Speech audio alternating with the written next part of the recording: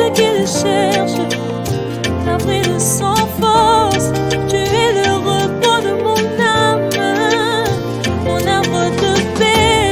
Oh mon Jésus, tu es tellement bon. Oh mon Jésus, tu es tellement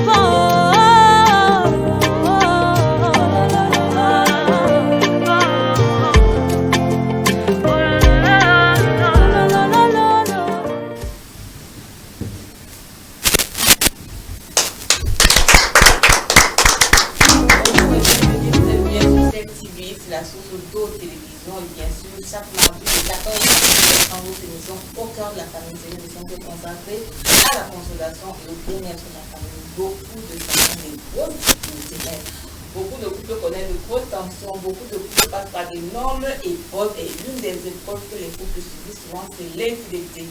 Est-ce qu'on peut aimer après plusieurs infidélités dans un couple? Pour en parler, des personnes du soir, la crème de crème. À ma droite, Patricia, qui est notre expert en relation d'aide. Bienvenue. Merci Nelly, merci à tout le monde.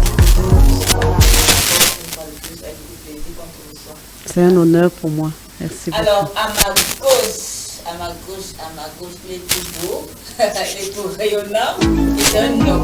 On n'est pas que c'est un homme, on n'est pas des questions de fidélité, on m'envoie les sommes. Donc, on sait qu'on est dans le familial Théophile, mais bienvenue. Merci Nelly, merci. Bonjour à tous. Alors, elle est tout rayonnante, c'est Pascal Tabu, le pasteur. Pascal Tabu, on aime quand on parle d'infidélité, il faut que le pasteur vous aide à comprendre ce que le pasteur. Bienvenue Pascal Tabu. Merci beaucoup. Merci Ça beaucoup. va on revient dans quelques instants pour notre chanson.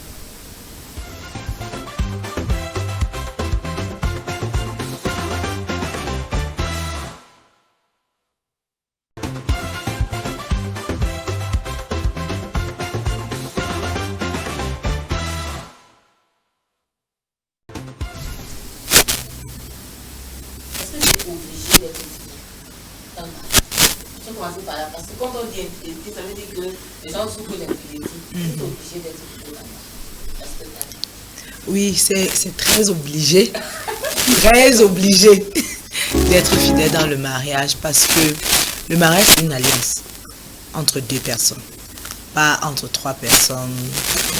On dit souvent que c'est trois, mais la troisième ce n'est pas une personne, c'est Dieu. Donc, mais le mariage c'est une alliance entre deux personnes et quand on entre en alliance avec quelqu'un, on doit être fidèle à cette alliance. On doit être fidèle à cette alliance. Et puis le mariage, ce n'est pas une conception. Quand le Seigneur a créé le mariage, il a dit, l'homme quittera son père et sa mère et s'attachera à sa femme. Non à sa femme et ses concubines. À sa femme. Donc, en s'attachant à sa femme, c'était déjà un établissement de la loi de la fidélité dans le mariage. Donc, pour moi, le mariage, la fidélité dans le mariage, c'est une obligation. Est-ce qu'on peut dire que la fidélité concerne seulement les femmes? Parce qu'on va revenir là-dessus. Mais de prime abord, est-ce que les hommes, parce que les hommes nous écoutent, est-ce que les hommes doivent aussi être fidèles ou la fidélité n'est réservée qu'aux femmes dans le mariage? La fidélité est réservée aux couple. C'est-à-dire l'homme et la femme. La fidélité est réservée au couple, c'est-à-dire l'homme et la femme. C'est-à-dire que celui qui a institué le mariage s'attend à ce que tout homme soit fidèle. Tout homme soit fidèle. S'attend aussi à ce que toute femme soit fidèle. C'est bien de commencer par là. Je viens à ta droite. On a l'homme, Théophile Beck. C'est bien de t'avoir, merci d'être là. En général, dans la société, les hommes beaucoup d'hommes disent qu'un définit un homme fidèle comme un homme qui a sa femme et au moins une femme à l'intérieur, c'est-à-dire qu'on appelle souvent la pizza. Qu'est-ce que tu penses de ça? Ça, c'est la pensée que plusieurs hommes ont pour dire que c'est pas possible pour un homme d'être fidèle. Être fidèle, c'est avoir sa femme d'égale et avoir au moins une seule à l'extérieur. Ok, merci Nelly. Tu as dit dans la société, j'ai tout de suite parlé, j'ai pensé à moi, j'ai dit mais de quelle société elle veut parler? D'un autre côté, on a des sociétés où c'est la polyandrie qui existe. C'est-à-dire que vous avez une femme qui a plusieurs maris. Est-ce que le problème se pose aussi de ce côté-là? Si on touche l'aspect culturel, on peut mettre n'importe quoi là-dedans. J'aurais dû commencer par dire que moi, je suis fidèle. Est-ce que tu peux nous redire parce que si on pouvait même braquer la cette phrase-là, si on pouvait. J'ai posé pour la question, mais je savais que ça allait sortir. C'est ce genre de choses qu'on n'a pas besoin de trop demander quand un homme est fidèle. Je veux que les gens comprennent. Depuis que je me suis marié, je peux même aller avant mon mariage, mais restons dans le cadre du mariage. Merci. Depuis que je suis marié, je suis fidèle à mon épouse. C'est un homme qui parle, s'il vous plaît. Je n'ai jamais eu l'intention, je parle de l'intention, d'aller vers une autre femme. Est-ce qu'un homme peut être fidèle? Je suis fidèle, donc simplement je vais dire oui, un homme peut être fidèle. Quand on va rentrer dans les développements, peut-être qu'on comprendra mieux. Mais les gens subissent les influences dans la société aujourd'hui. Quand vous êtes à côté des gens qui vous répètent à longueur de journée que les hommes ne peuvent pas être fidèles, vous intégrez que les hommes ne peuvent pas être fidèles et du coup vous croyez que vous-même vous ne pouvez pas être fidèle. Est-ce que je suis moins homme que les autres qui sont infidèles? J'ai même pitié d'eux. Parce qu'infidélité, ça va avec mensonge, ça va avec dépenses, ça va avec beaucoup de choses, ça va avec insécurité. Non. Pour mon propre bien, pour mes propres intérêts, il vaut mieux que je sois fidèle. Je ne parle même pas de l'instruction de Dieu qui attend de moi que je sois fidèle. Quand je regarde autour de moi, je regarde ma famille, je regarde tout ce qui se passe, vraiment pour ma sécurité, je choisis la fidélité.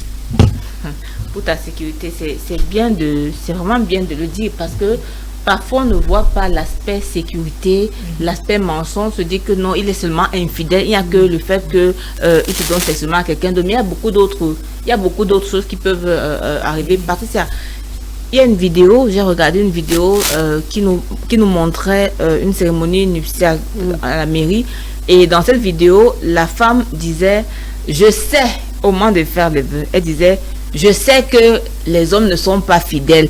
J'espère au moins que tu vas faire des efforts. Qu'est-ce qui peut amener les femmes à penser? C'est-à-dire, elle n'est pas encore mariée. Elle est devant l'autel. Elle est devant là où elle doit prendre engagement. Mais elle dit déjà, je sais. Qu'est-ce qui peut amener une femme à penser qu'elle peut se marier et que son mari ne soit pas fidèle? Merci Nelly. Quand j'écoute ce thème, je ris d'abord parce que dans la société, on nous a bâtis comme ça. Je me souviens de mes enseignants au collège qui disaient tout le temps que les hommes ne trompent pas leurs femmes, ils se trompent de femmes. Et ça faisait rire la classe. Mais en grandissant, je me suis dit, quel est le message qu'il passait? Donc on a l'habitude de dire que ce n'est pas possible pour un homme de manger le macabo tous les jours. Nous avons grandi en fac, ça se disait. Je pense que c'est une conception. On est né dedans, on nous a formaté là-dedans. Et même les parents, quand les parents nous préparent au mariage, ils nous disent vraiment, ferme les yeux sur le dehors. Focalise-toi sur ce qu'il fait à la maison. Oublie le dehors. Donc, on ne prépare déjà. S'il prend soin de toi, ne regarde pas ce qu'il fait à l'extérieur. S'il te rationne, s'il s'occupe de tes enfants, ça va. Ferme les yeux sur le reste. Et même quand tu vas te plaindre d'une infidélité de ton mari, on va te demander, est-ce qu'elle est venue à la maison? Oui, généralement, c'est ce qui se demande. Est-ce qu'elle est venue à la maison? Donc, on grandit avec cette conception. Voilà pourquoi cette femme peut déclarer, vraiment, papa, pardon, fais les efforts. Faire les efforts veut dire qu'elles ne viennent pas me perturber à la maison. Vraiment, je sais déjà qu'elles hésitent, mais qu'elles respectent mon cadre dans lequel tu vas me mettre. Et je pense que c'est exactement de ça dont il est question. Donc, les mentalités sont, dès le départ, façonnées de façon que ce n'est pas nouveau d'avoir plus d'une femme. Et malheureusement, c'est beaucoup plus les femmes. Quand ça se retrouve chez les femmes, c'est le scandale. Si on parle d'une femme qui a un partenaire dehors, c'est le scandale. Mais pourtant, pour les hommes, c'est logique. C'est même ça qui fait de lui un homme. Oui, c'est-à-dire que l'infidélité des femmes choque beaucoup. On dit habituellement que une femme, c'est elle qui garde le foyer, c'est elle qui garde la maison. Mais à qui la faute finalement? À qui la faute cette infidélité-là? Parce que Patricia a dit qu'on nous a appris ça, même dans la manière d'éduquer, c'est vrai. Ouais. Mais à qui la faute finalement? Est-ce que c'est l'homme qui est infidèle ou la femme qui est infidèle, est-ce que c'est parce que son éducation lui a inculqué l'infidélité? Est-ce que quand cette personne grandissait, elle n'avait pas elle-même la responsabilité de choisir ses valeurs? Ta question est délicate, Nelly. Des fois, on subit parce qu'on vit dans un environnement où on nous enseigne qu'il est impossible d'être fidèle. Et on enseigne aux jeunes garçons que ces valeurs, c'est en fonction du nombre de femmes ou bien au nombre de concubines qu'il peut avoir. Ceux qui ont vécu dans un environnement différent, dans un environnement chrétien en l'occurrence, ils ont d'autres enseignements. L'infidélité, c'est un péché. Et ceux qui, ayant reçu cet enseignement, finissent quand même par franchir le pas, se sentent coupables quelque part. Donc pendant que d'un côté on se vante de ses exploits, de l'autre côté, on est crucifié parce qu'on sait qu'on a offensé. Donc, maintenant, à qui la faute? Est-ce qu'en grandissant, je suis capable de m'auto-déterminer? Je ne sais pas, peut-être. Mais on a besoin d'une belle dose de grâce pour vivre la fidélité. Parce que le monde aujourd'hui semble nous préparer à l'infidélité. Même ceux qui sont fidèles, l'exemple que tu as pris d'ailleurs, il le dit très bien. J'ai une autre histoire où un homme qui va en mission et prépare ses valises. Et non, la femme, son épouse prépare ses valises. Mais avant de fermer la valise, elle pose un paquet de préservatifs sur les vêtements. Elle-même. Comme vous dites, Je sais que ça va arriver. Donc, je ne veux même pas que tu me dises que tu vas être fidèle. Je sais. Donc, je préfère que tu me protèges. Ce qui est bien dans cette histoire, c'est que l'homme a enlevé les préservatifs, il les a posés sur le lit, il a fermé la valise et il est parti. Donc, à qui la faute? Je ne sais pas. J'encourage simplement de suivre les prescriptions de Dieu. J'ai envie d'aller, peut-être qu'on aura l'occasion de venir là-dessus, sur les origines du mariage. C'est quoi le mariage? Peut-être quand on définira le mariage, on mettra alors la place de la fidélité ou de l'infidélité. Est-il nécessaire d'avoir plusieurs épouses? Est-il nécessaire, comme Patricia pouvait le dire, de manger le macabo? Finalement, est-ce que le mariage c'est le macabo? Autant mieux choisir les macabos que le mariage, si c'est pas la même chose, etc. Mais, mais en tant que pasteur, Pascal, en tant que pasteur qui encadre les brebis, est-ce que cette éducation chrétienne qu'on donne, je veux dire, dans nos communautés, garantit que les jeunes, je parle des jeunes qu'on accompagne, garantit que les jeunes vivent d'abord la chasteté? Parce que je me dis bien que si les jeunes n'arrivent pas à être chastes, ça va être compliqué d'être fidèles. Et on a beaucoup de problèmes avec la jeunesse d'aujourd'hui qui a beaucoup de déviance. Est-ce qu'on peut s'attendre à une jeunesse qui va être plus tard responsable et fidèle quand aujourd'hui elle est dans beaucoup de déviance, beaucoup de sexe déjà avant? Ok. L'Église est là pour recadrer, je peux dire pour recadrer la société, pour amener les gens sur le plan originel de Dieu. Donc, les enseignements qui sont donnés à l'Église sont capitaux. Si à l'Église, on n'enseigne pas aux gens à se donner à Dieu, à vivre pour Dieu, et si on se focalise peut-être seulement sur des enseignements qui ont à voir avec le matérialisme et tout ça, on ne va pas aider ces jeunes. Parce que quand les jeunes grandissent, il y a déjà une convoitise en eux. Et il y a l'envie de posséder, et il y a l'envie de se faire voir, et il y a l'envie d'être valorisé. Donc si au niveau de l'Église, on commence pas à enseigner aux jeunes que la vraie vie c'est Christ. La vraie vie c'est vivre pour Christ et vivre en Christ. On aura une jeunesse religieuse, mais qui aura toujours des tendances du monde. Donc la base c'est le type d'enseignement qui est donné à l'Église. Quelle est la nourriture spirituelle qu'ils mangent chaque jour? Et si ce fondement n'est pas solide, au milieu des autres, ils auront envie, il y aura toujours cette envie d'appartenir. Donc, comme tu l'as bien dit, au départ, on doit pouvoir enseigner aux jeunes à se garder. Pas seulement la chasteté juste comme ça, mais la raison pour laquelle ils vivent, c'est pour le Seigneur. Donc, s'ils sont conscients que leur corps appartient au Seigneur, leur corps ne les appartient plus, ils vont se donner fidèlement à Dieu dans le célibat. Et dans le mariage, ce sera ça va couler. Parce que la fidélité envers ton conjoint, ce n'est pas sur la base de l'amour que tu as pour la personne. Tu n'es pas fidèle avec ton conjoint parce que tu l'aimes trop. Parce qu'il y aura les jours, il va t'énerver. Il y aura les jours, il va t'énerver. Donc la fidélité n'est pas sur la base de l'amour. La fidélité est sur la base de ta raison d'être. Pour qui est-ce que tu vis? Parce que si tu vis pour toi, il y aura toujours ces désirs-là qui vont monter. Mais si tu vis pour le Seigneur, tu vas te donner au Seigneur. Tu seras fidèle à Dieu d'abord, avant d'être fidèle à ton épouse. Et si tu es fidèle ou à ton époux, parce qu'on a également des cas d'infidélité où ce sont des femmes qui sont infidèles. Donc, et ils sont vraiment nombreux, ces cas sont nombreux. Et s'il faut même aller sur la base de ce que Jésus a dit, que seulement en regardant, tu as déjà commis. Donc, si sur cette base, on a beaucoup de cas d'infidélité. Donc, il faudrait, je me dis à l'église, il faudrait ramener les gens sur le fait de vivre pour Dieu, de donner leur corps au Seigneur.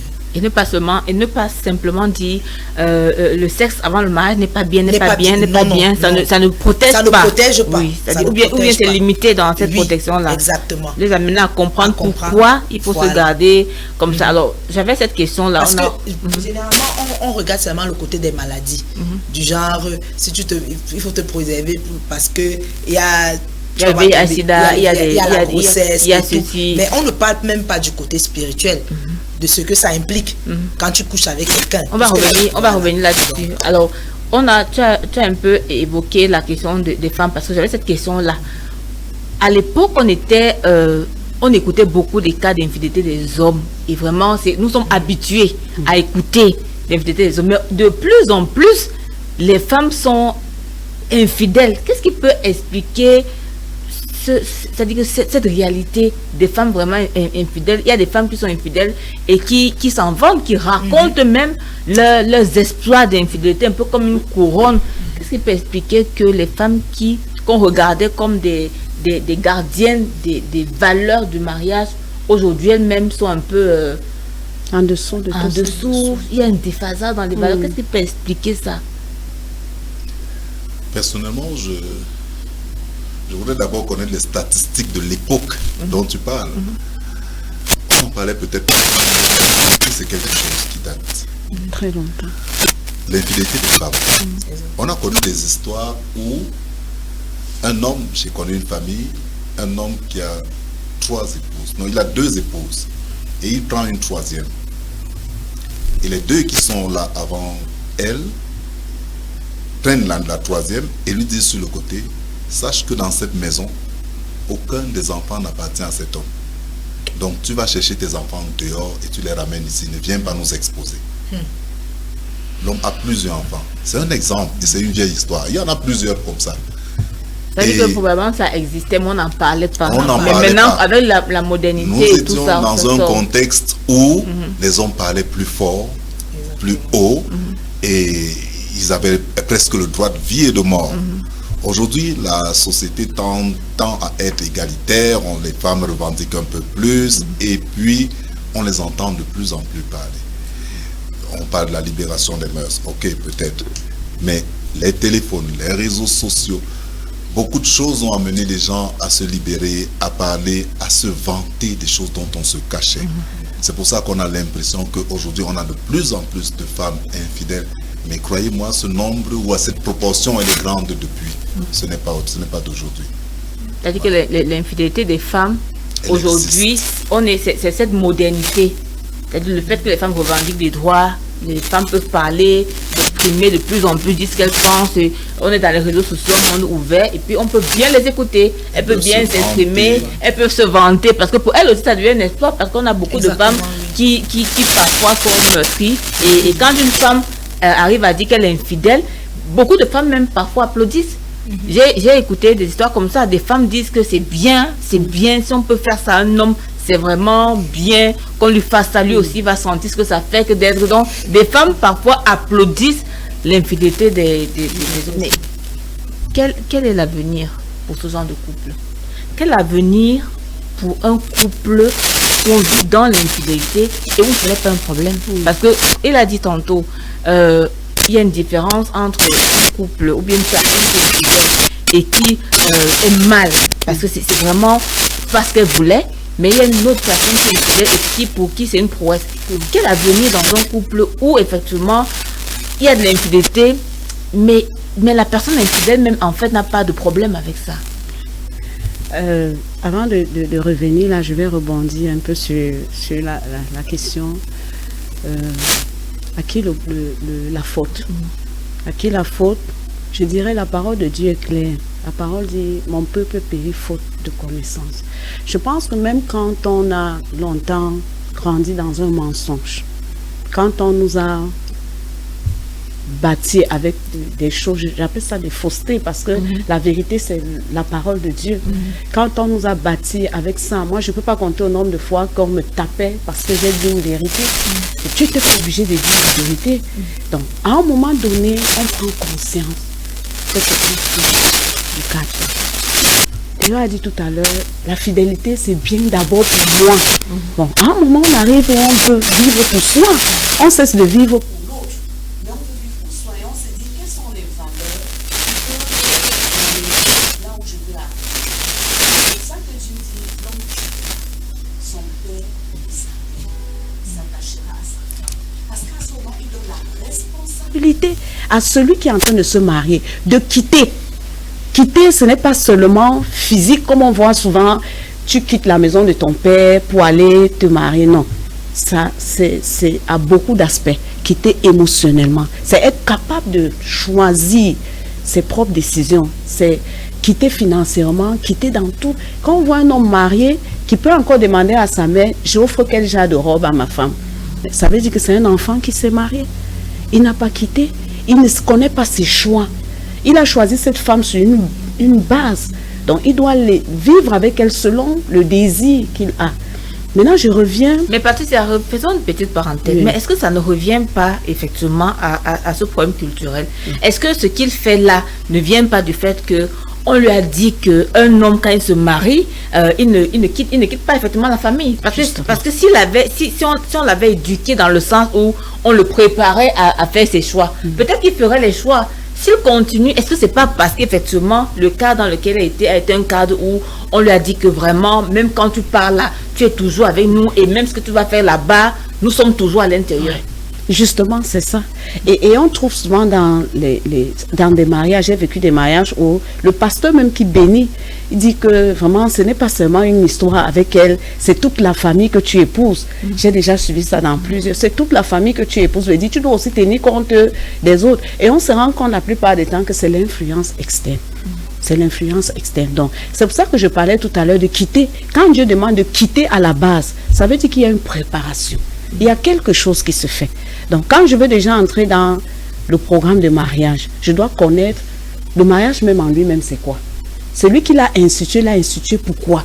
Quel était son projet quand il instituait le mariage? Parce que quand je ne connais pas ça, je fonce sur le mur.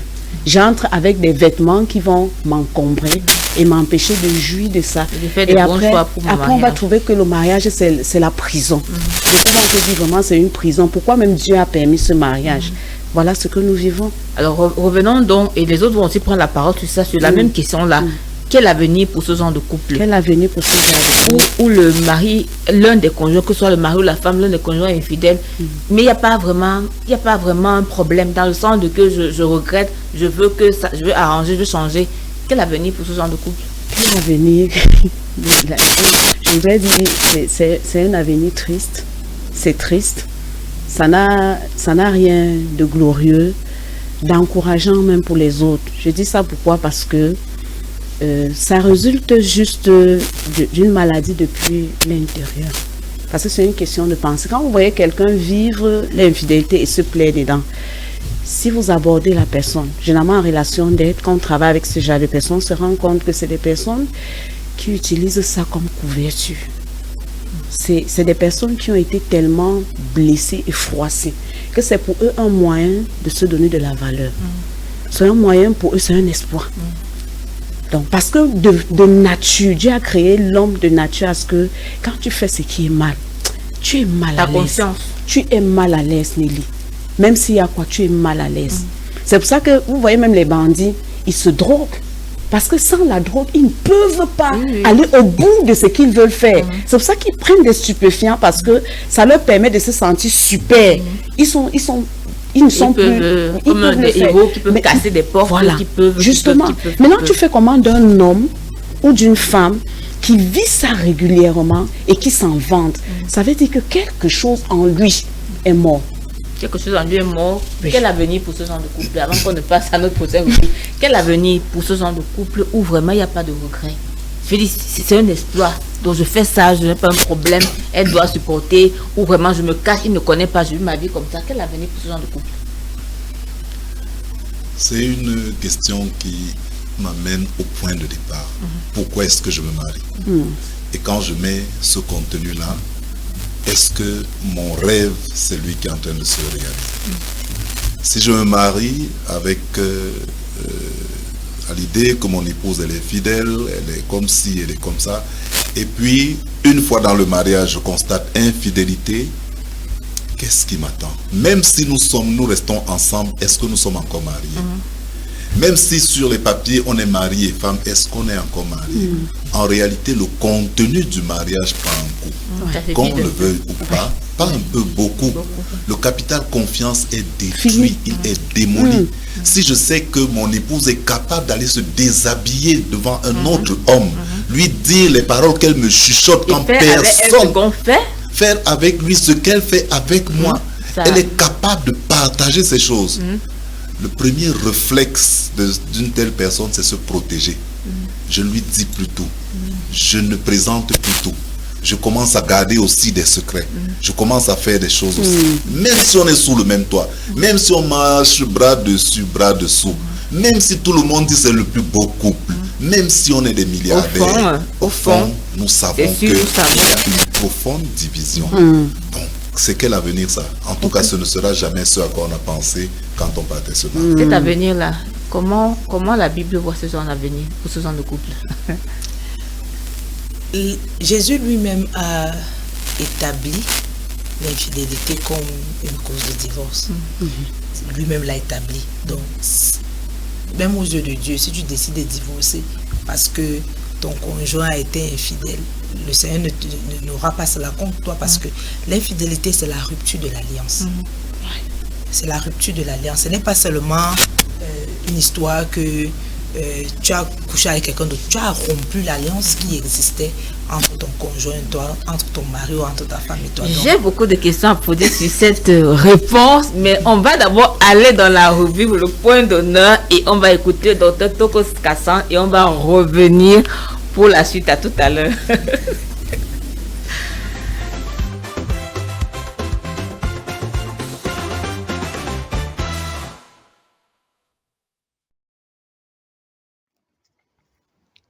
Bonsoir à toutes, bonjour à tous, j'espère que vous vous portez bien. Bienvenue à notre rubrique santé et aujourd'hui nous allons parler des médicaments génériques. Alors, c'est quoi un médicament générique? Un médicament générique n'est pas inférieur à un médicament ordinaire, si je peux m'exprimer ainsi, parce que c'est souvent la pensée qu'on a. Un médicament générique est un médicament dans lequel, en fait, il n'y a aucun addictif, il n'y a aucun conservateur. Ce médicament contient uniquement la substance traitante. Donc, c'est la raison d'ailleurs pour laquelle il coûte moins cher. Et je pense que le médicament générique est une très bonne alternative à vos soins lorsque vous n'avez pas les moyens, parce qu'on n'a pas toujours les moyens de pouvoir acheter tout ce qui est noté sur l'ordonnance du médecin. Alors, lorsque vous vous rendez à la pharmacie, vous pouvez demander à votre pharmacien de vous proposer des équivalents de ce qui est sur votre ordonnance en médicaments génériques afin de réduire le coût de votre ordonnance. Donc, vraiment, n'hésitez pas, n'ayez aucune crainte parce que je suis bien consciente que bien souvent, les médicaments génériques ont une mauvaise presse, ont une mauvaise réputation, mais je peux vous rassurer qu'il y a des contrôles qui sont faits avant leur mise sur le marché dans les pharmacies. Et lorsque vous les prenez dans les pharmacies homologuées, vous avez l'assurance que le médicament que vous prenez est vraiment efficace et est exactement ce que votre médecin vous a prescrit. Alors, je vous souhaite très bonne santé et à bientôt pour une autre émission.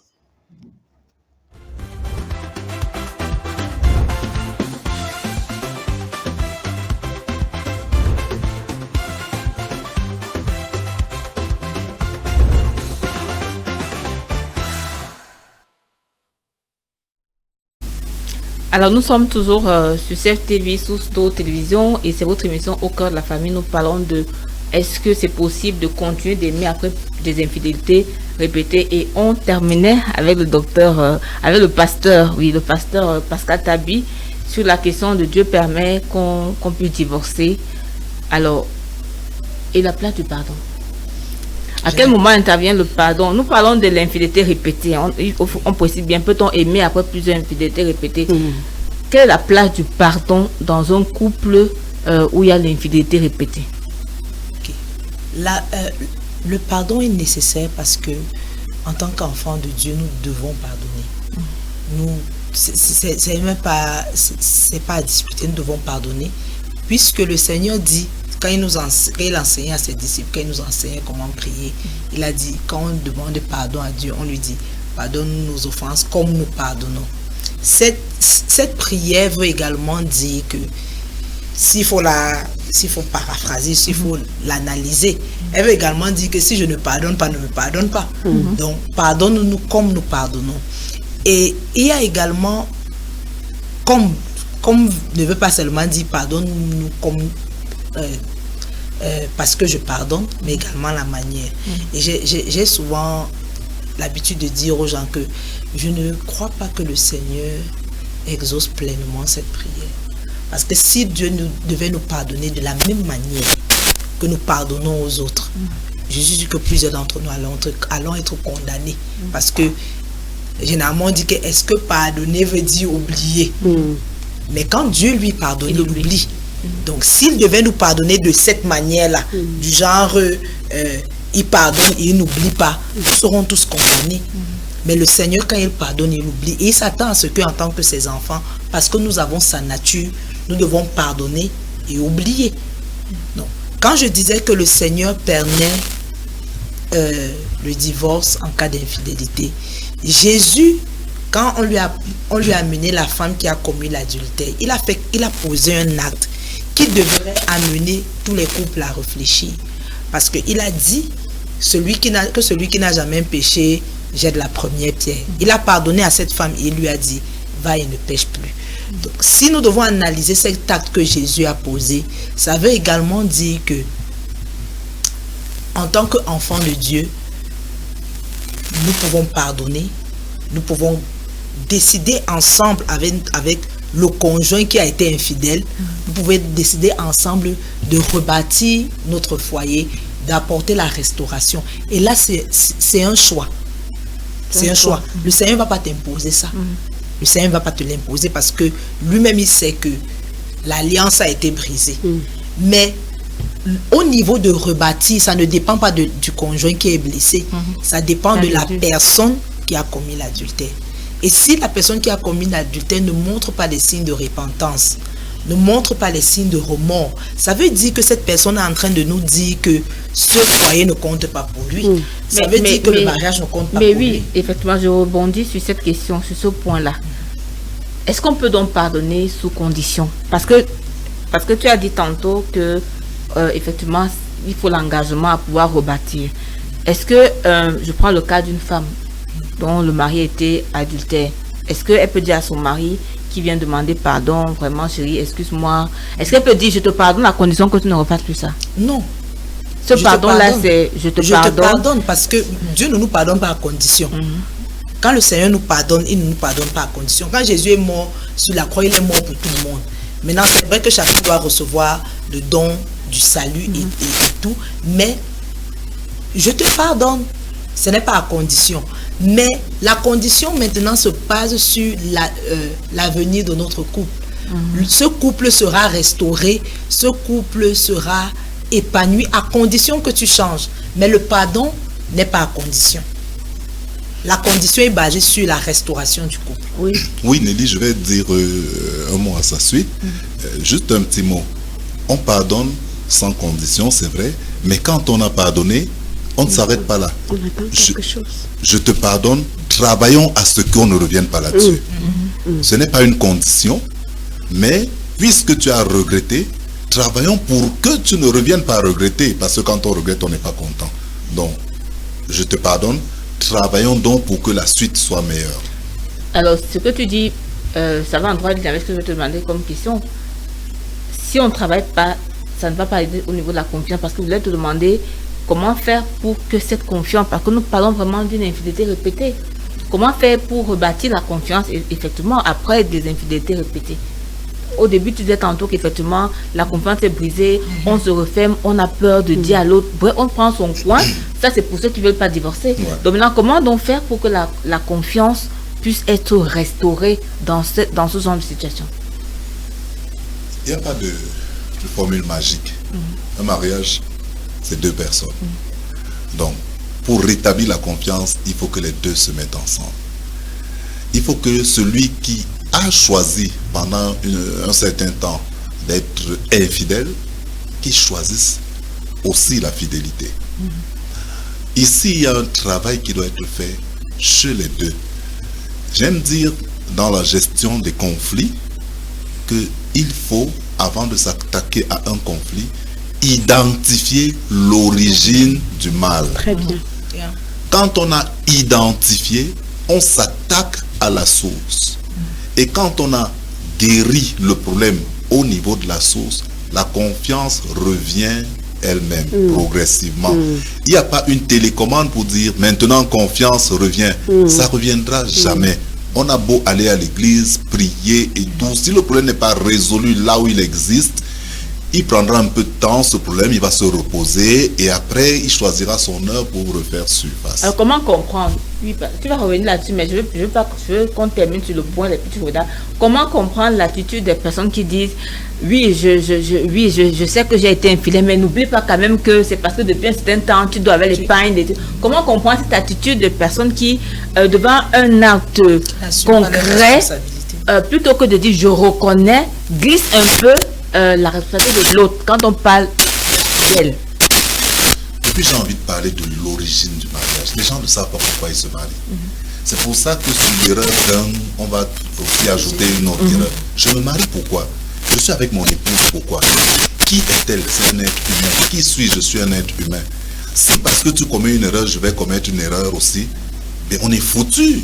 Mais on est cuit, on n'a plus rien à faire ensemble. En fait, on est mort. En fait, on est un peu comme dans un ring de boxe. On est mort. Je ne sais même plus. Puisque même dans la vieillesse, même des couples âgés, des gens qui ont 50 ans de mariage commettent des erreurs.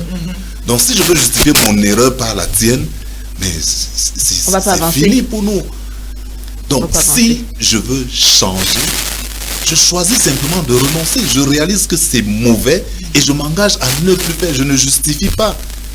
Si je veux justifier, n'oublions pas qu'au-delà de tout, je peux convaincre mon épouse avec de beaux arguments. Elle ne parle pas beaucoup, c'est vrai. Mais Dieu qui connaît les motivations de mon cœur, lui, il saura me juger. Et qu'est-ce que je vais lui dire? Que parce que mon épouse a fait ça, j'étais désobéi? Non. Oui, Patrick, tu voulais dire... Je voudrais parler de la confiance. Oui, bien sûr.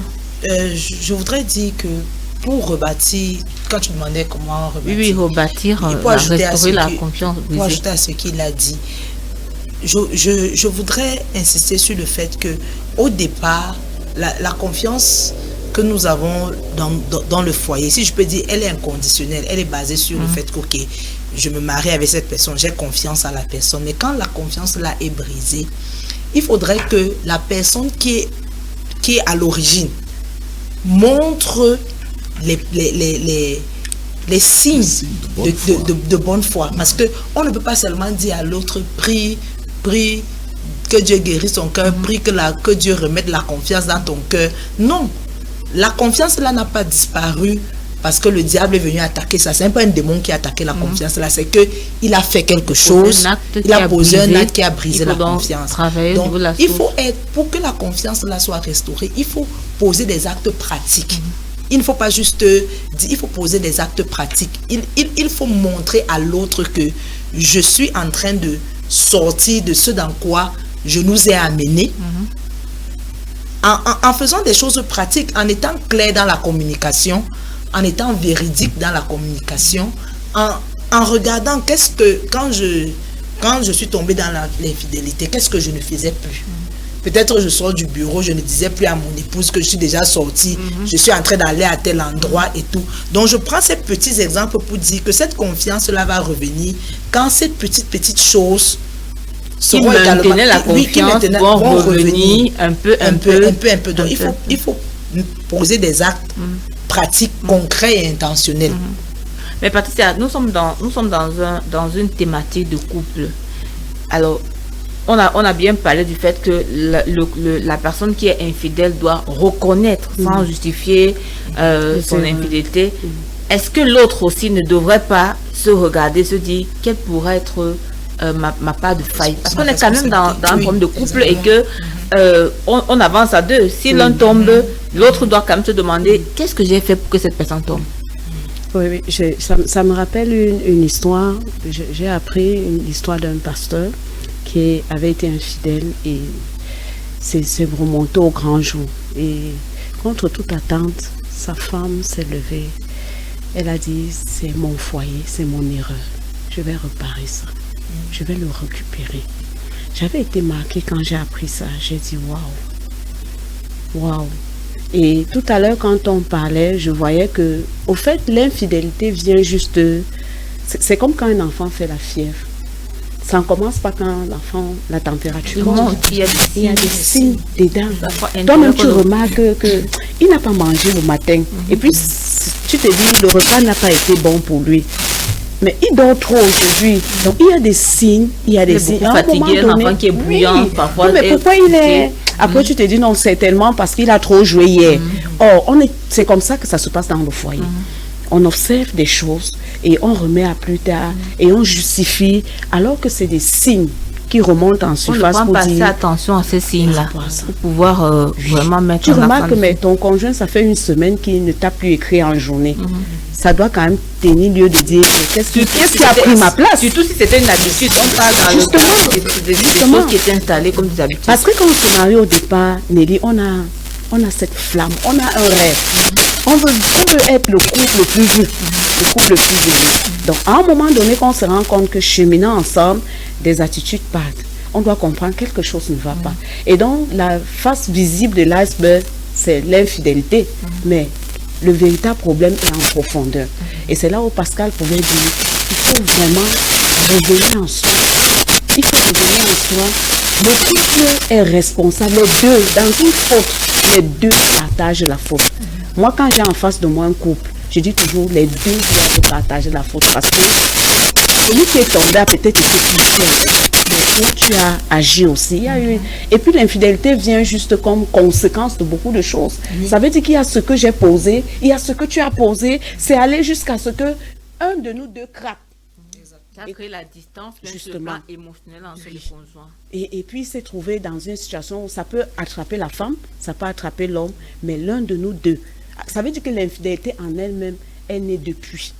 Elle est née depuis parce que si je ne te parle plus comme je te parlais, il y a déjà une infidélité. Je parle à quelqu'un d'autre sous ton dos. Oui, bien sûr. Si je n'apprécie plus trop ta compagnie, Nelly, ça veut dire forcément que j'apprécie la compagnie d'une autre personne. Donc, il y a déjà infidélité et la plupart des temps, on ne voit pas ça. C'est-à-dire que si par exemple, la femme qui ne reçoit plus de compliments qu'il recevait, quand elle ne reçoit plus, si elle ne se pose pas de questions, n'attire pas attention, ça donne le sang au mari de rester comme ça. Et ça veut même dire qu'elle-même, elle est appréciée ailleurs. Voyons aussi ça comme ça, Nelly, elle est appréciée ailleurs. Peut-être qu'elle est fâchée, peut-être qu'elle est fâchée d'une attitude qu'il a produite. Mais bon, quel est l'impact pour les femmes? Je parle des femmes, d'abord avec toi. Les femmes sont beaucoup émotionnelles. C'est-à-dire qu'une femme qui va dire vraiment, les hommes me font la cour, je ne les gère pas. Et quand j'apprends que mon mari a été infidèle, je découvre que c'est quelqu'un d'infidèle, quels peuvent être les impacts de ce genre de femme, sur son équilibre elle-même et sur sa manière de gérer sa maison?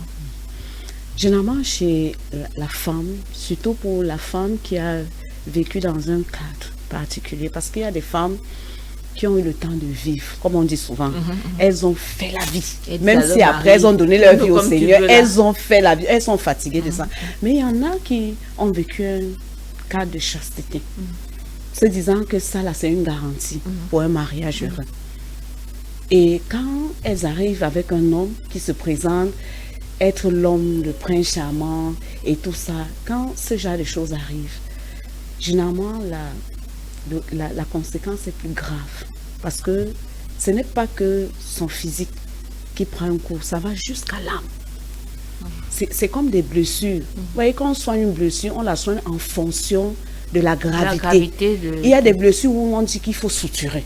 Le médecin te dit que non, madame, ici, là, il faut une suture.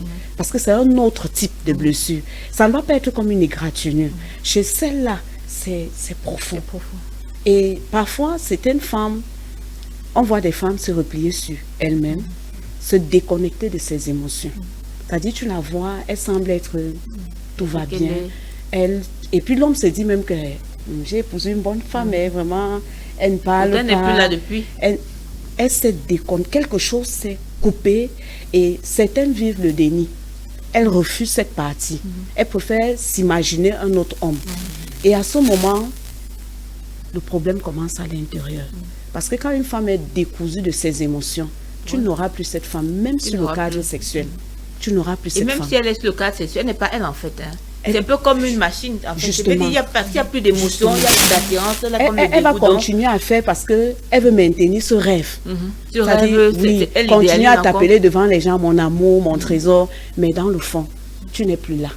Et c'est pour ça qu'on peut voir certaines femmes, à un moment donné, où on ne s'y attend pas. Elle pose un acte dont personne n'imaginait. Le mari est le premier. Parce qu'il ne la voyait pas. Il ne la voyait pas fâchée. Il voit une femme. Elle a appris qu'il était infidèle. Elle n'a pas crié. Elle n'a pas appelé la famille. Et comment subitement tu fais? Elle pose ce jardin. Parfois, c'est une femme qui va partir. Elle va se dire, le dernier a 5 ans. Je lui donne encore 5 ans. Oui, le temps qu'il peut se laver seul. Le temps qu'il peut. Et puis, on est surpris que le jour où on fait le 10e anniversaire de notre dernier né. C'est avec ses bagages. Elle fait ses bagages. Elle part. Et à ce moment, je vous assure, il n'y a plus rien à faire. Oui, parce qu'elle a pris le temps. Elle était déjà partie. Et pendant ce temps, elle espère que l'autre change.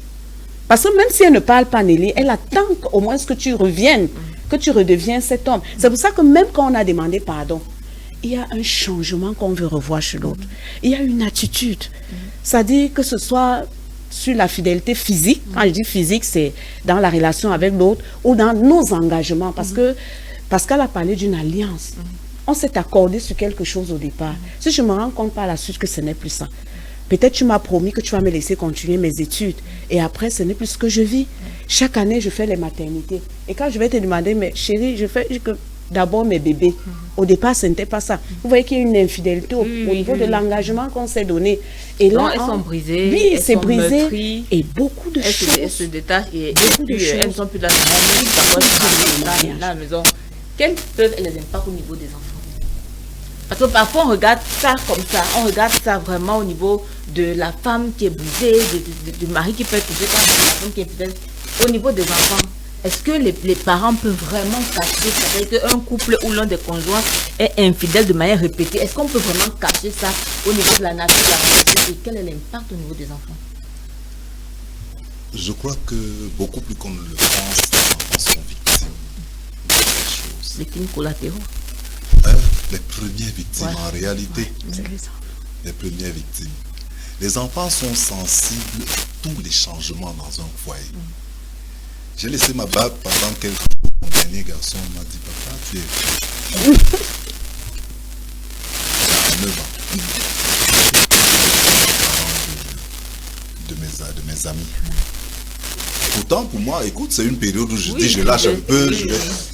Qu'est-ce qui l'a amené à le dire? Il observe, il regarde son père, quelque chose se passe, c'est quoi? Les enfants sont sensibles à ces changements. Des fois, nous croyons que parce que nous leur avons offert des bonbons, des biscuits, voilà, oh papa, tu es... Non, ils vivent ces choses et ils les ressentent, ils les gardent. Il y a un gros risque, c'est que plus tard, ils les reproduisent. Il y a un gros risque, c'est qu'ils cessent de faire confiance aux gens en qui ils avaient confiance. Il y a un autre risque, c'est qu'ils commencent à choisir entre leurs parents qui est le meilleur parent. Il y a un autre risque, c'est qu'ils s'attachent à des gens du dehors parce qu'à l'intérieur, ce n'est que déception. Il y a beaucoup de risques. Ça a un impact sur leur travail. Je me souviens quand nous avons eu notre première fille, elle avait 1 an et demi, je crois, et sa maman était enceinte de notre deuxième enfant. Et elle avait le masque de grossesse et toutes ces choses-là qui lui ramenaient des boutons sur le visage. Et un jour, on est assis sur le lit, tous les deux, avec le bébé, on était toi à la maison. Et elle me dit donc de lui percer un bouton là. Mais avec la grossesse, elle était plus sensible à la douleur. Donc elle a mal. Quand je perce, elle réagit. La fille m'observe. Mais tu fais quoi, maman? Non, elle ne s'est pas contentée de parler. Elle a pris une télécommande qui était sur le chevet. Elle a Elle me frappé l'a avec. frappé sur la tête. Wow. Elle avait 1 an et demi. Ouais, c'est le reflet de la douleur là. Et quand Ça- j'ai réalisé qu'en fait, elle n'a pas compris ce qui se passait, j'ai récupéré la télécommande et j'ai essayé de lui expliquer. Elle ne s'est pas arrêtée, elle a continué avec les mains. Il a fallu que sa maman vienne à mon secours. À ton secours. Qu'elle comprenne que non, elle n'était pas en danger. Wow. Vous voyez un peu, Ouais, c'est 1 ça. an et demi, on se disait, écoute, ce n'est qu'un bébé et tout, Wow. on peut faire ce qu'on veut, on pouvait être en train de s'embrasser, on aurait dit non, elle ne comprend pas. Mais voilà, j'ai regardé j'ai ressenti cette douleur pendant des jours parce que le coup était vraiment porté fort. Elle venait au secours. Oui, oui, C'est-à-dire que sérieux. dans sa conception, Donc, les enfants sont de grosses victimes. Un jour, on a enseigné à notre enfant, Dieu est bon, il faut être ci, il faut être ça. Plus tard, on le voit délinquant, on ne sait pas d'où ça vient. Mais pendant sa petite enfance, on a multiplié des actes de délinquance. À un moment donné, on a réussi, on est revenu à Christ, on a demandé pardon à Dieu, le Seigneur nous a pardonné et on est devenu de bonnes personnes. Mais personne n'a pris le soin de réparer en l'enfant ce qui a été détruit. c'est ça. Mais Le délinquant, on va l'accuser, tu es un enfant désobéissant, Ouais, c'est- tu es un mauvais garçon, on prie pour toi, on oublie que c'est nous qui avons semé cette graine. Mais ce que tu dis est important parce que quand tu parles de la nature de la relation des parents, ça veut aussi dire que les enfants peuvent être affectés en regardant la nature de la relation des parents. C'est-à-dire qu'un père a souvent, un enfant a souvent vu que le père et la mère se touchent, se câlinent. Et quand il y a déjà l'infidélité, si la mère a pris la distance, l'enfant va remarquer que mais de suite. je ne vois plus Tout les de deux suite. ici ensemble. Tout de Parce que suite. parfois les parents se disent que bon, on va cacher ça, ne parlons pas devant les enfants, mais ils ne se rendent pas compte que les enfants n'ont pas seulement besoin d'écouter. Ils ont observé, ils ont vu comment vous fonctionnez, votre rapprochement, et ils voient aussi qu'il n'y a plus de rapprochement. Donc ils sentent, même s'ils ne comprennent pas forcément, mais ils sentent que vous êtes Quelque déconnectés. chose Et ça peut être un message pour eux. Donc on a vraiment besoin qu'ils voient le reflet du mariage. Quel impact dans la communauté? Et là, je veux parler particulièrement des cas. On a eu des cas, beaucoup des serviteurs de Dieu, des scandales sexuels des serviteurs de Dieu, parfois même avec des fidèles, des filles fidèles. Quel impact pour la communauté? C'est-à-dire, moi, j'arrive à l'église où je veux connaître le Seigneur, je veux lire la Bible, et du jour au lendemain, j'apprends que le pasteur sort avec telle fille. Est-ce que je vais encore écouter la Bible de ce pasteur? Quel est l'impact? L'impact est très négatif. L'impact est très négatif parce que dans une église où l'infidélité est prise à la légère, où l'infidélité du leader est excusée, les membres de cette église ne connaissent pas le Seigneur. Parce que ce qui se passe dans ce genre d'église, c'est que les gens deviennent les fans du pasteur, les gens deviennent les protecteurs du pasteur, les gens deviennent les avocats défenseurs du pasteur, et on sort les thèmes du genre, on dit c'est homme de Dieu, il est homme d'abord, avant être, tu vois. Donc les gens se retrouvent en train de défendre la faiblesse d'un homme au lieu de chercher le Seigneur.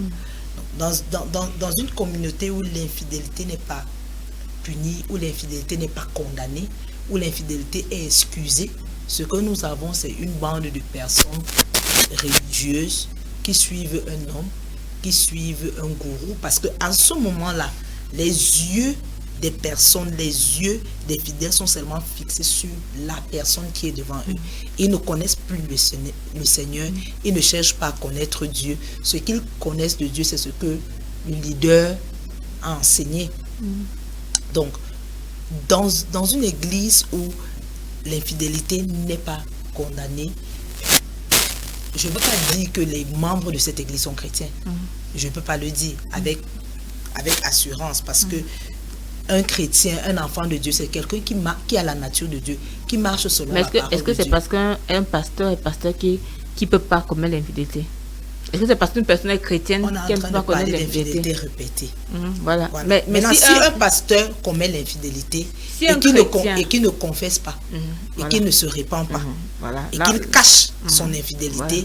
et qu'il commence à développer des messages autour de son infidélité pour justifier son infidélité, c'est autre chose. Nous avons également eu les cas des serviteurs de Dieu qui ont reconnu leur tort, qui se sont repentis, qui se sont eux-mêmes disciplinés. mis sous Ils discipline. se sont mis sous discipline, ils disent pendant cette période de temps, vais pas faire je de- ne prêche pas, je ne fais pas ceci, je ne fais pas cela. Et quand le leader fait cela, c'est l'exemple qu'il montre aux autres. Pour Oui, que oui. quand quelqu'un commet le péché, il ne meurt pas dans son péché, il ne cache pas son péché. Il montre aux autres que si tu tombes, il faut demander pardon à Dieu et le Seigneur est là pour te restaurer. Mais si il cache son péché, il est en train de former autre chose, pas les disciples de Jésus. Oui. C'est-à-dire que, en fait, quand il cache, parce que est-ce qu'on peut pas aussi voir le fait que il veut protéger des âmes, on peut voir d'un côté qu'il veut protéger Quand les je âmes parle quand je sensibles. parle de confesser, je ne suis pas en train de dire de forcément venir à Public, l'église, voilà, c'est ça, parce que ça aussi, ça dire à peut- tout le monde que voilà ce que j'ai fait. Mais un leader doit avoir un leader. Oui, oui. Un leader doit Quelqu'un avoir un avec leader. qui il peut Quelqu'un dire à que- qui il peut dire, quelqu'un qui peut le suivre, quelqu'un qui peut suivre son processus de restauration. Et dans ce processus, Il peut se mettre un peu aussi à l'écart parce qu'il n'est pas Oui. seulement le seul à prêcher. Voilà. Je suppose que dans une communauté, Exactement. il y a plusieurs pasteurs ou des Exactement. évangélistes. Quand il est Exactement. sous discipline, Donc, quelqu'un d'autre prend le Prend le relais. relais. Très bien. Alors, on va revenir tout à l'heure pour des cas. On a une rubrique qu'on appelle la confidence. On va avoir des cas posés. Vous allez nous donner votre avis d'expert. On revient tout à l'heure pour notre rubrique la confidence.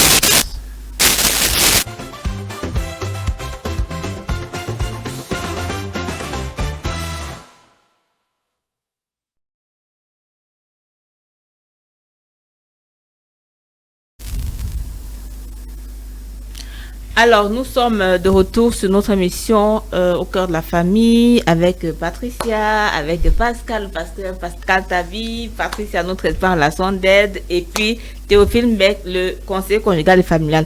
Alors, première confidence du jour. Bonjour, coach, mon mari c'est infidèle. Il a souvent nié et a parlé de fausses accusations. En cas d'infidélité, il s'est avéré que des preuves se sont révélées telles qu'il ne pouvait plus nier. Je n'ai plus aucune attirance pour lui. Je ressens de l'indifférence envers lui.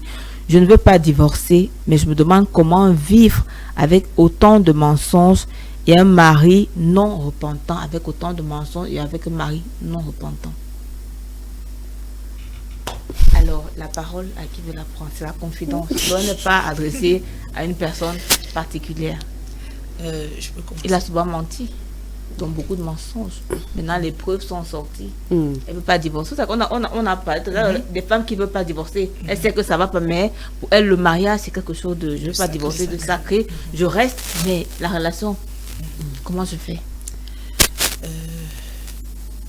Premièrement, dans ce cas, je pense que la personne d'abord elle-même, la dame, elle a véritablement besoin d'aide. Elle a véritablement besoin d'aide. Elle a besoin d'un cadre où elle va vraiment extérioriser ce qu'elle ressent au-dedans d'elle. Parce que si elle vit comme elle parlait du déni, si elle dit juste je ne veux pas divorcer, je veux, un moment elle va craquer. Ah oui. Elle va craquer un moment et elle va poser un acte que peut-être elle va regretter. Un jour, son mari va même faire quelque chose qui n'est même pas à côté de ce qu'il a eu à faire. Ah oui. Et peut-être La comme ça, là, réaction. elle ramasse le couteau. Elle lance sur lui. Oui, oui, Donc, parce elle qu'au a fond, besoin d'aide, elle a besoin d'un cadre où elle extériorise tout ce qu'elle a au-dedans d'elle. Peut-être elle est en train de développer la haine contre son mari, elle ne se rend même pas compte. Elle a besoin d'extérioriser tout ça. Parce que si elle n'extériorise pas, si elle ne se vide pas complètement et si elle ne se place pas à un endroit où elle peut recevoir la guérison interne, même si on dit quoi à cet homme, même si cet homme rampe, même s'il change, même s'il fait quoi, elle aura toujours l'impression qu'il fait semblant. Elle aura toujours l'impression qu'il ment, même s'il est sincère. Donc, si elle veut rester, dans son foyer et comme elle veut rester dans son foyer, il faudrait d'abord qu'elle guérisse Elle-même. elle-même. C'est cette guérison-là qui pourra l'aider à même écouter son mari. Parce que il a déjà menti. Même s'il dit quoi, il y a déjà quelque chose au-dedans d'elle qui va refuser même qui de va croire, refuser même de- parfois à la prochaine vérité. Exactement. Tellement on a reçu Voilà. Tellement on a reçu de mensonges. des Donc, mensonges. Je voudrais l'encourager à vraiment chercher l'espère. Alors, une réaction avant de passer aux Oui, confidences. oui, je crois que il est important ici de faire intervenir une autre personne. Yeah.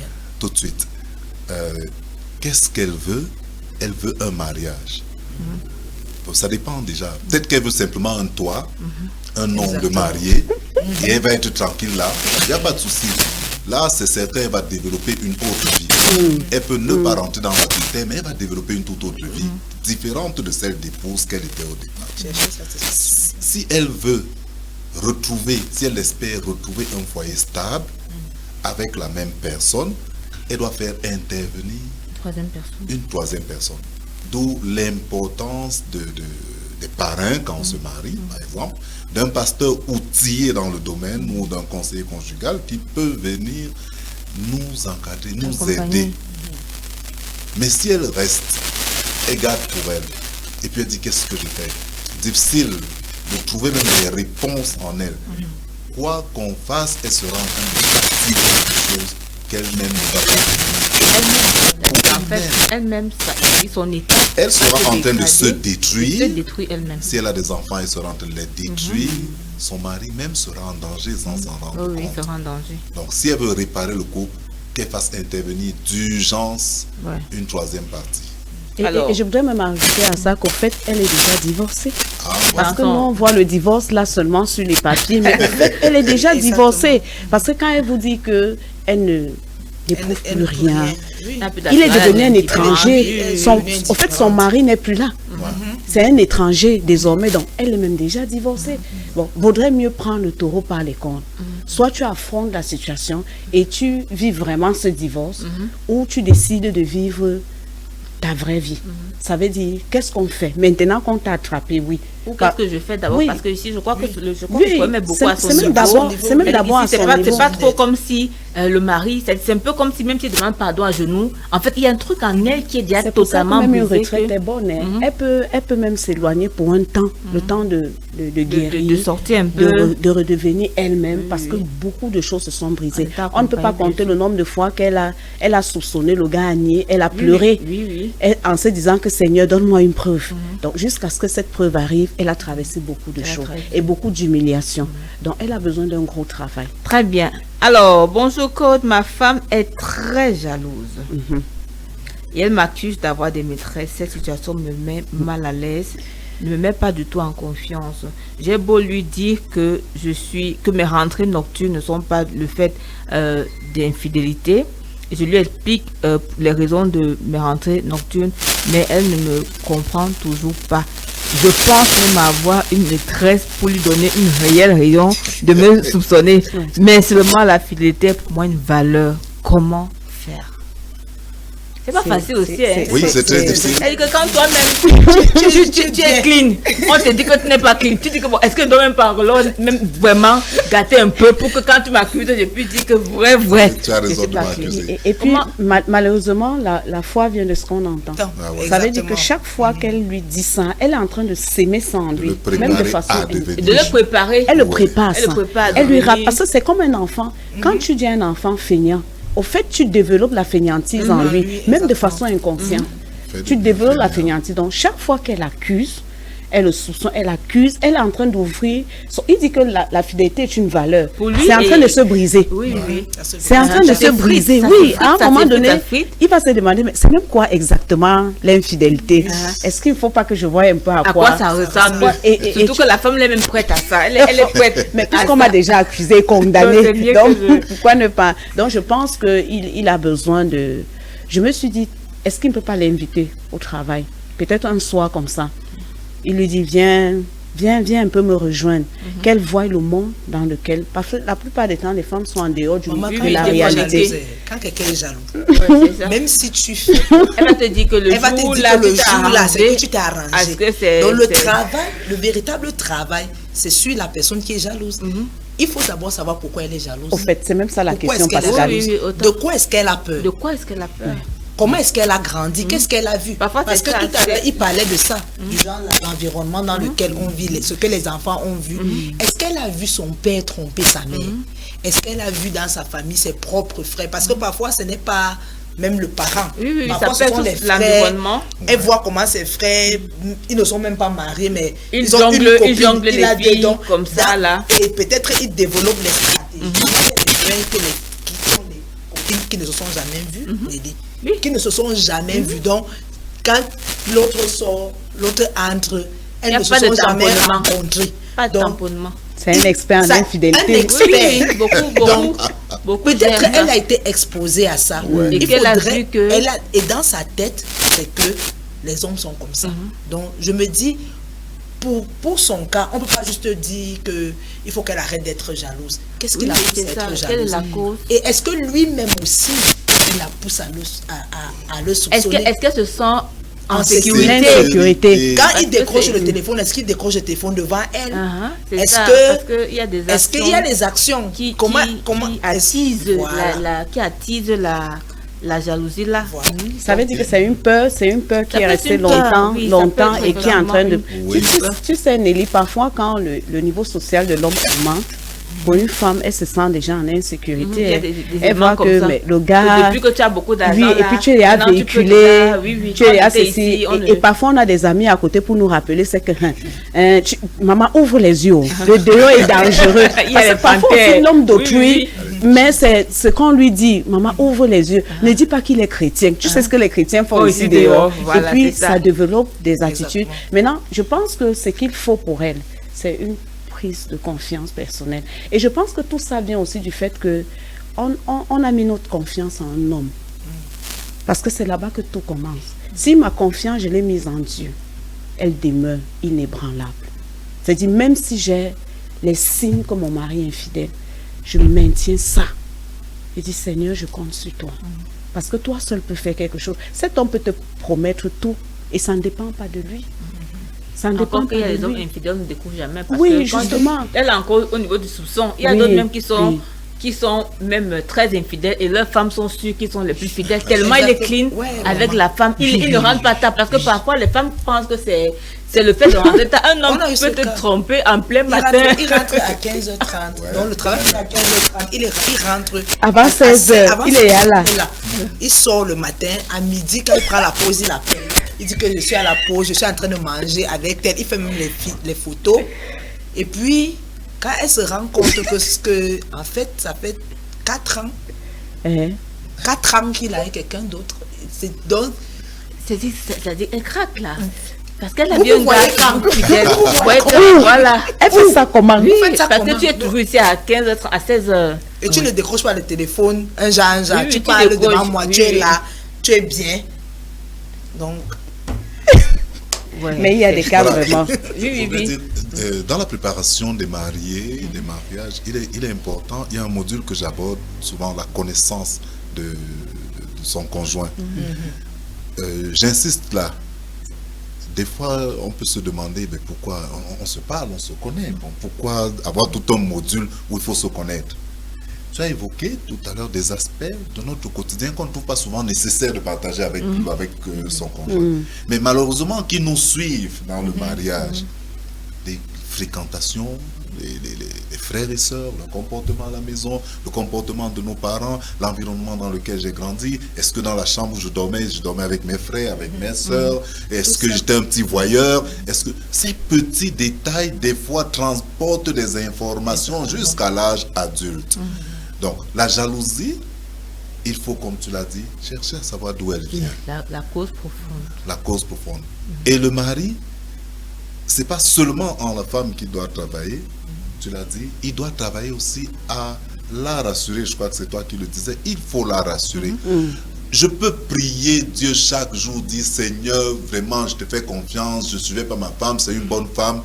Amen. Il est important qu'elle me donne des garanties, des signes de temps en temps. C'est important, ça participe de notre équilibre. Parce que en tant qu'être humain, la chair, elle est faible. Je peux continuer à faire confiance à Dieu et dire, Seigneur, je sais que c'est un être humain, je commence à dire des choses du genre, je sais qu'il peut tomber, je sais que ce qui est différent de je sais que parce que tu le soutiens, il ne va jamais tomber. Mais si j'ai des signes que, si l'autre, mon conjoint me rassure tout le temps, des coups de fil, des appels, allez viens on sort, je sais pas, tout ce que en fonction de ma personnalité, parce que ce qui est garanti chez moi n'est pas forcément garanti chez Nelly. Donc en fonction de ma personnalité, si mon conjoint me donne des garanties, il est difficile que je le soupçonne, que je la soupçonne dans mon cas d'infidélité. Donc ces garanties, c'est vraiment important parce qu'on a parfois l'impression que vraiment on est dans la maison, on est déjà là, c'est bien, ça fait beaucoup d'années, je ne t'ai jamais trompé, mais l'autre a besoin en permanence d'être rassuré, rassuré que j'ai toujours la même place dans ton cœur, que ça n'a pas changé. D'ailleurs, que ça s'améliore avec le temps. Que ça s'améliore, que ça se bonifie. Effectivement, on m'a parlé d'un couple qui avait peut-être plus de 10-15 ans de mariage et puis ils ont fait une conférence des couples et puis la femme a dit à son mari, tu ne me dis jamais que tu m'aimes. Le monsieur dit, mais je t'ai dit ça devant le mais non. Ça n'a pas changé. Donc c'est la même chose. Le je t'aime là, il va avec 15 ans plus tard. Donc parfois on a des choses comme dans notre esprit, on se dit, mais elle sait que je l'aime. Mais elle sait. Selon toi, mais elle a besoin d'entendre ça. Elle a besoin peut-être de le savoir par des gestes. Donc là, on a besoin aussi de se placer du côté de l'autre personne. Alors, on va aller dans notre dernière rubrique, nos petits papillons. La rubrique à votre avis. 5 petits papillons et on revient tout de suite.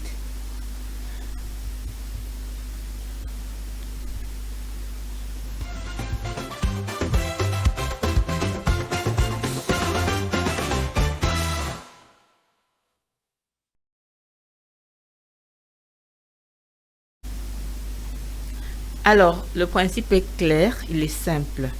Ici, j'ai quelques papillons qui ont des questions que les gens se posent de manière générale. C'est lié quand même à notre thématique. Donc, chacun de vous va prendre un papillon. Patricia, tu prends le papillon. Tu lis la question sur le papillon. Si cette question ne t'inspire pas, tu remets et tu changes. Donc, tu as le droit de changer autant que tu veux, surtout que tu es la première. Et puis, tu vas garder la question qui te sied. Donc, dès que tu fais, je vais passer à une personne. Alors, est-ce que c'est une question qui te va ou ça te va pas? Ça va pas. En tout cas, de toute manière, tu as le privilège, tu es la première, donc tu peux tourner, retourner. Bon, toujours pas. C'est que si tu vas répondre à une question, Patricia, donc tu n'as qu'à bien choisir. Très bien, elle a trouvé sa question. Enfin, j'ai trouvé. Voilà. À toi le tour. Très bien. Ok. L'homme va choisir à la fin, c'est-à-dire que les hommes sont ses protecteurs, donc il va garder. Oh! Parce qu'elle est tombée sur la bonne Elle est tombée pile poil, comme on dit souvent.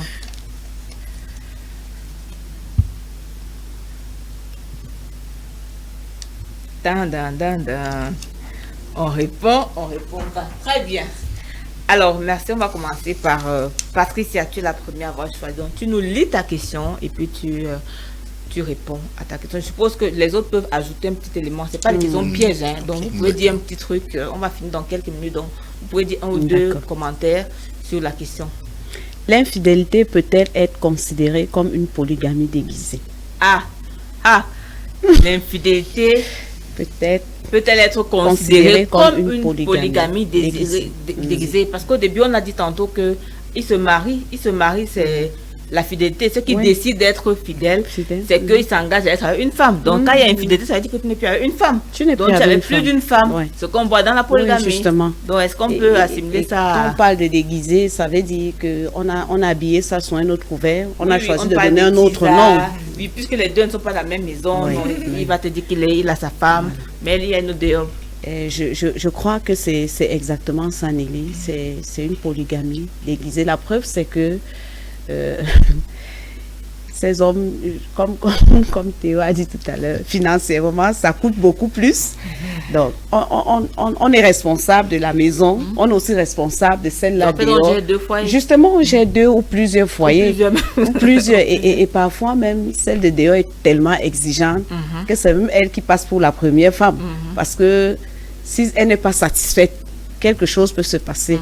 Donc, je pense que ça, c'est vraiment une sorte de polygamie. On se dit qu'on est marié sous le régime monogamique, mais on vit une polygamie. Et on a besoin de prendre conscience de ce qu'on a brisé, un engagement. On m'engage à t'aimer, Oui. à être fidèle, Toi jusqu'à seul. ce que l'amour nous sépare. On a Jusqu'à ce que l'impression que l'amour parfois nous on sépare. force les gens à dire ça. Bon, au fait, l'amour est même venu avant qu'on ne soit mort. Parce que, puisqu'on a dit que ce n'est que la mort qui nous sépare, donc elle est même déjà venue. Donc, on est déjà des personnes mortes à ce Puisqu'on a moment-là. brisé. Oui, puisqu'on a brisé ça. Et vraiment, ça fait parfois pleurer parce que les conséquences sont Non, on en a parlé. sont très énormes pour nous-mêmes, pour nos descendants. Pour notre conjoint. Oui, je vais conclure comme ça sur une amie qui a découvert l'infidélité de son époux. Ils ont un enfant et elle m'a dit, je ne peux plus être bête parce que, en fait, elle rapporte beaucoup plus que l'homme. Et alors, c'est un compte commun. Elle a dit, il a même l'enfant dehors. Et elle dit, ça veut dire que à sa mort, ma fille va partager ses biens avec ceux-là. Et là, elle a décidé donc d'avoir des biens cachés pour protéger son enfant. Donc, c'est un engagement. Elle me dit, on ne peut pas m'enlever ça. Et Dieu ne peut pas me condamner pour ça. Elle me l'a dit clairement. Donc, maintenant, quand elle essaie de cacher quelques revenus, parce qu'elle sécurise son enfant, elle dit, j'ai découvert celui-là, ils sont combien, je ne sais pas. C'est vraiment Je pas ne sais évident, pas. c'est- Donc, on voit jusqu'où, Ça tu peut vois, aller. la femme sait déjà qu'elle est polygame. Elle est dans Elle un a foyer une polygamie, polygamie, donc, puisqu'il du coup- y a une autre qui va revendiquer demain. Vous voyez jusqu'où ça arrive. Il y a une autre, et donc les enfants ont légalement le Surtout droit. qu'aujourd'hui, la loi a mis les enfants Justement, c'est ce naturels qu'elle me disait. au même pied Au même pied d'égalité Les que enfants des natifs. Donc, un enfant qui est enfants. né hors mariage, un Et l'enfant qui est est dans le mariage, ils ont des ils mêmes n'ont rien droits. fait. Donc, Oui, ils ont c'est- les c'est mêmes côté droits. des enfants. Donc, nous voyons jusqu'où c'est vraiment la vie de polygamie. Et on ne veut pas parler de ce que un veut tuer l'autre pour prendre la place de... On n'imagine même On pas n'imagine juste pas même tout ce qui se à fait ce souvent niveau. en secret. Donc, vraiment, autant que faire se peut, demandons la grâce à Dieu Oui. pour vivre la fidélité dans nos foyers. Merci Patricia. Pascal, pasteur Pascal. Ok. Que pensez-vous des familles qui couvrent l'infidélité de leur fils ou frère en se liant avec la femme de dehors, avec la tisa? C'est des cas qu'on a. Hein. Oui. C'est vraiment des cas qu'on a dans une famille. Là, il y a une femme qui est adulée dans la belle famille, surtout dans les cas où elle a de Il y a un l'argent. peu d'argent. C'est-à-dire qu'elle vient voir la belle, mais elle regarde les choses. C'est elle qu'on appelle maintenant la belle-fille. belle fille. Donc l'autre, on dit la femme là. C'est vraiment. Pour être clair, pour moi, c'est la méchanceté. C'est la méchanceté et c'est la preuve que vous n'aimez pas votre fils. Claire. Vous n'aimez pas votre frère. Vous n'aimez même pas les enfants qu'il a Avec cette avec femme. cette femme. Vous ne les aimez pas. Parce que si vous vous liez d'amitié avec une femme qui détruit le foyer de votre fils, qui détruit le foyer, les enfants de votre fils, l'équilibre des petits-fils et tout, vous ne les aimez pas. Pour moi, c'est la méchanceté. C'est la méchanceté. Parce que l'amour véritable corrige. L'amour véritable, si tu aimes ton fils, même si la fille là a les millions, tu pourras oui, tu dois lui rappeler son engagement. Tu dois pouvoir lui dire que si tu veux continuer dans ça, reste avec ça là-bas. Tu ne dois pas accepter les cadeaux de cette femme ou même de cet homme dans le cas où c'est la femme qui est infidèle. Pour moi, c'est la méchanceté pure et Et simple. quelle image même d'abord C'est la pour la méchanceté famille. pure et simple. Et ce genre de famille ce genre de personnes, pour moi, ce sont des personnes qui ouvrent vraiment la porte au déséquilibre et à la délinquance juvénile. Parce que les enfants de ce foyer ne seront jamais en sécurité, ne se sentiront jamais en sécurité chez leur grand-mère ou chez leur tante ou chez leur oncle, parce qu'ils sauront que tata si ou tonton si n'aime pas notre mère. Voilà, c'est ça. Notre grand-mère n'aime pas notre mère. Donc, ça crée déjà un déséquilibre, ça crée beaucoup de choses. Ça brise même le lien familial. Parce que Exactement. l'enfant va commencer à dire, je n'aime pas grand-mère. Exactement. Parce qu'il se rend compte que grand-mère Voilà. n'aime pas maman N'aime ou pas papa. maman, voilà. N'est-ce pas? Et donc, ça à cause de C'est très son profond, acte, c'est oui. très profond. Ça va plus loin, s'il vous plaît, ça va entre les enfants. Je n'aime pas les enfants de, Les enfants parce de- que ça met ça à met- parce que son exactement. père- C'est comme ça qu'une C'est très- famille se oui, dissole c'est et il y a de la tension. Parfois, on ne voit pas ça de manière On profonde. regarde Comme si seulement, on en parle. on regarde seulement au ventre. On regarde Oui, seulement à le cet fait que instant, quand on voit que- elle va nous apporter. gain de l'heure. Quand il y a un Elle va faire deuil, ceci. quand il y a un deuil, elle apporte elle la apporte, boisson. voilà. Quand il y a un événement, Mais elle fait ceci. c'est plus profond que ça. Et c'est quelque chose qui ira de génération en génération. Je le parle parce que je vois ça dans ma famille. J'ai des frères j'ai mes frères, certains de mes frères qui ne se parlent pas. Parce que celui-ci n'est pas content du fait que l'autre soutient la tisa. Et c'est arrivé au niveau quand il y a peut-être même des cérémonies, chacun est de son côté. Chacun. C'est très profond, Nelly. C'est très profond. C'est très profond. Ça va de génération en génération. Donc, Et chacun inculque ça à ses enfants. Le frère qui ne se parle pas à son frère, quand il a ses enfants, il dit non, vous ne devez exactement. pas aller chez elle, vous ne vous retrouvez Nelly, pas. ça c'est la sorcellerie. Oui, c'est ça. C'est la vraie sorcellerie. Ce n'est vraiment. pas, ce n'est Parce pas. que plus on en Oui, parle, c'est la il faut sorcellerie. vraiment qu'on met le mot de Oui, sorcellerie c'est là. la Parce que sorcellerie. si C'est- les gens posent c'est- des actions puisque- pour détruire une institution comme ça, c'est que Parce ça que vient. si c'est que la tisa utilise peut-être des remèdes sur ton fils Oui. ou ton frère et tout, tu vois un peu ce que ça va, l'impact de tout ça dans la vie des enfants, dans ta propre vie. Parce que parfois, on vient même regretter ça quand peut-être le fils est déjà mort ou le frère est déjà mort. Et c'est là-bas que je pensais, parce que je me disais, s'il advenait que l'homme meurt, c'est le départ de cette femme avec ses enfants, de toute la famille. C'est ça. C'est-à-dire, Puisqu'elle elle est en coupe ses sécurité. enfants de Oui. cette famille complètement.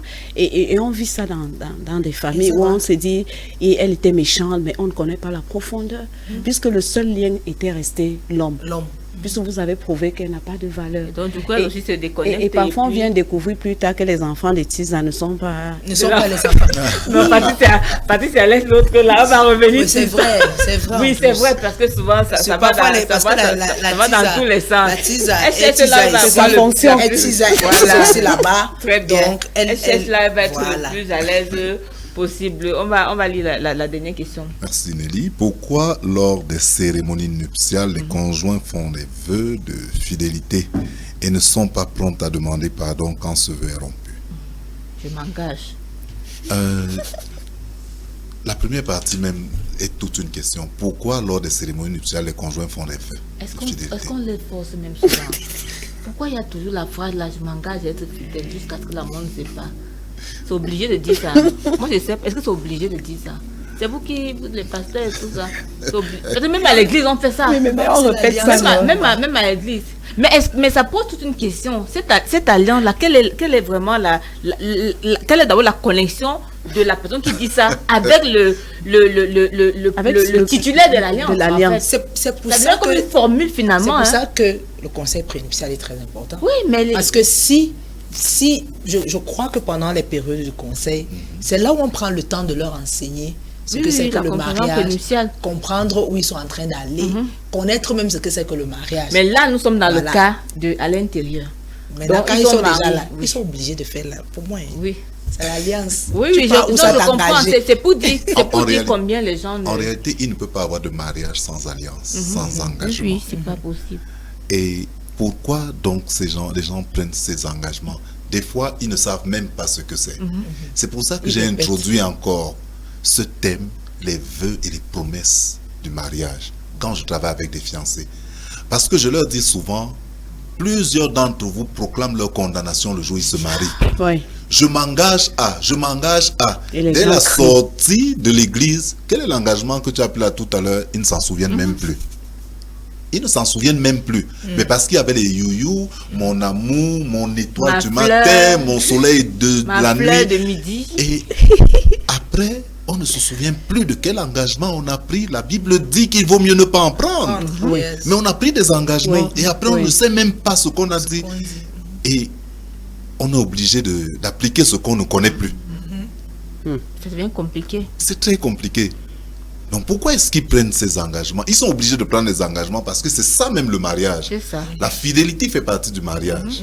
C'est lié à la nature du mariage. Non, la fidélité c'est le mariage. Sans fidélité, il n'y a pas mariage. C'est Puisque ça. quand je vais avec une femme, je deviens un avec elle. voilà. Si je suis un avec mon épouse, un avec Nadine, un avec plus chérie, C'est avec un il n'y a plus le mariage. On n'est plus un. là est beaucoup. Hein. C'est Mais devenu on n'est plus un. Pourtant, c'est que un, C'est un. c'est un, c'est unique. Donc, pourquoi est-ce que lors des cérémonies nuptiales, ils font les vœux? Je crois qu'on doit leur enseigner longtemps avant ce que c'est qu'un vœu. Ouais, ça Pourquoi même ils doivent prendre les vœux? Savoir que c'est le contenu du mariage. Ouais. Et si tu n'es pas d'accord avec ça, ne te marie pas. Parce que l'autre partie, c'est la conséquence. Naturellement. Après, je ne sais même plus te demander pardon. Pour moi, le vœu, c'était seulement pour Oui, le en jour-là. fait, Au fait. Juste Au fait. Vous savez, quand moi je me mariais, j'avais pas été préparé à ça. Par la grâce de Dieu, je suis enfant de Dieu depuis très longtemps. Du coup, ce jour-là, on me dit de prendre un vœu. Et moi, je joue beaucoup.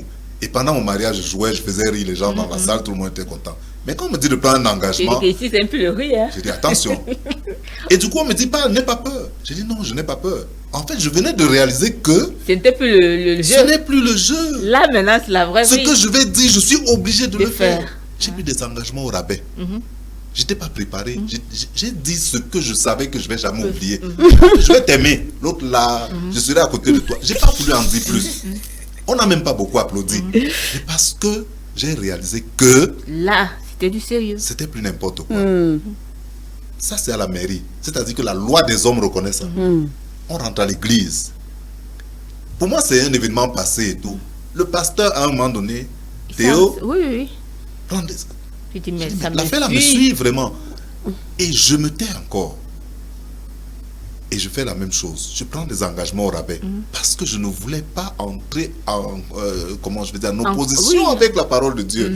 Vous voyez. Donc les gens qui ne savent pas demander pardon après, qui ne savent pas, ou bien qui oublient leurs engagements, c'est qu'ils ne savent même pas ce qu'ils sont en train de Au faire fait. le jour du mariage. Exactement. Ils C'est disent vraiment. aussi parce qu'on a l'habitude de prendre des Et puis, engagements. ça fait ce que ça Voilà, fait. et ça et fait ce on- que ça fait. Après, les mariages sont détruits. Après, vous voyez quelqu'un qui se marie aujourd'hui, demain, il peut dire, ah, si ça se foire, c'est pas le premier mariage qui s'est foiré, on peut aller Bien vers un sûr. autre mariage. Mais quand on a compris ce que c'est qu'un mariage, on ne joue plus avec sa parole. On a beaucoup est de sérieux. malédictions qui nous suivent comme ça dans la vie. On va accuser les oncles, les tantes, accuser Satan, accuser, alors que nous sommes à l'origine de ces malédictions. Des engagements pris, non respectés, et surtout qu'on ne se repent pas, qu'on ne les respecte pas. Parce qu'effectivement, comme tu as dit, qu'on est fait de chair, il peut vraiment arriver que quelqu'un ait un écart de comportement, mais face à cet écart de comportement, qu'est-ce que je fais? Donc, une dernière question pour terminer. Infidélité, aimer après infidélité, c'est possible, C'est possible. mais il y a du travail à faire. Exactement. Pour moi, c'est possible, mais il y a beaucoup de travail à faire. Il y a beaucoup de travail à Beaucoup de faire. travail à faire des deux côtés. Des deux côtés. Des deux Peu côtés. importe, du côté de la personne qui était infidèle, Fidèle et du comme côté de la personne qui est qui est qui vit ça. Voilà. Donc, C'est possible. C'est beaucoup de travail. Beaucoup de travail. On est d'accord que c'est beaucoup de travail. C'est beaucoup de travail. Moi, C'est possible. Je crois que c'est possible, mais il faut. Ça demande du gros travail, ça demande un accompagnement, ça demande une reconstruction. Ça demande vraiment de repartir sur de nouvelles bases. Et ça, il faut que les deux se remettent ensemble. Se Pour remettre s'accorder. ensemble, soit d'accord de payer le prix. De payer parce qu'il y a le un prix. soit Il y a un prix d'accord très fort. de payer le prix de la reconstruction, Reconstruction. le prix du pardon, le prix de l'acceptation Ouais. et le prix de l'harmonie. Parce qu'on ne peut pas avoir un mariage solide, un mariage heureux, s'il n'y a pas des gros sacrifices Qui sont consentis. Donc c'est consentis. ici qu'on va mettre fin à notre émission. Merci Patricia d'être Je t'en là. prie. Merci beaucoup pour ta C'est présence. toujours un Merci plaisir. Pascal, merci tonton Théo, merci d'être là. Mais cette fois, il ne pourrait pas partir. Tu es mon tonton Théo. Tu crois que je vais pas finir cette émission sans te dire que tu es t'exposer. tonton Théo. Donc, merci à tous les téléspectateurs de la Merci, Source Antoine. d'eau vive télévision. Merci à tous les téléspectateurs de Au cœur de la famille. On se revoit encore mardi quand il sera 14h sur la même chaîne et avec toujours le même plaisir. À très bientôt. Portez-vous bien et que Dieu bénisse vos familles. Amen. Les garde soudés. Au nom de Amen. Jésus. Amen.